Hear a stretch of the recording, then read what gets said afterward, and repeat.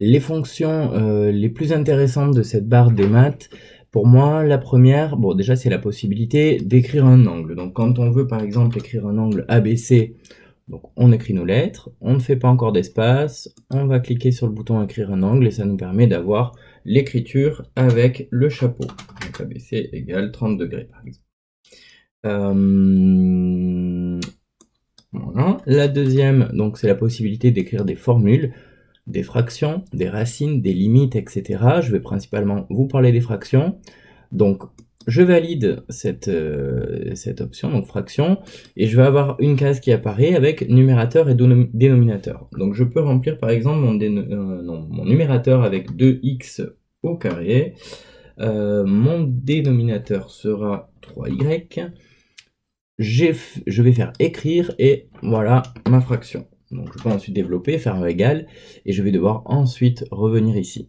Alors, la meilleure façon pour gagner du temps, c'est d'apprendre à l'enfant en fait à laisser sa souris positionnée sur ce bouton créer une formule, et en utilisant le pad et donc le reste du clavier, il va simplement pouvoir donc effectuer un clic, et ensuite on va utiliser la touche Tab qui va nous permettre de naviguer.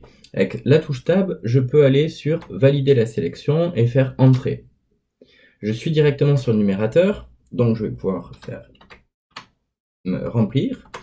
J'utilise la touche Tab pour aller en bas, 3Y, et j'utilise la touche Tab enfin pour aller sur écrire et faire entrer.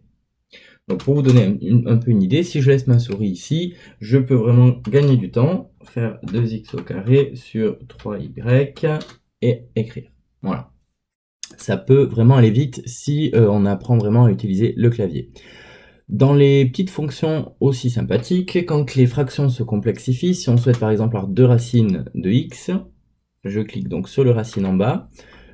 Je peux utiliser le pi qui est ici, donc par exemple pi, et si je veux le mettre au cube, donc j'ai pas la touche cube sur mon clavier, mais j'ai la touche exposant ici, donc exposant 3 pour le cube, qui me permet voilà, d'avoir des fonctions un petit peu plus élaborées.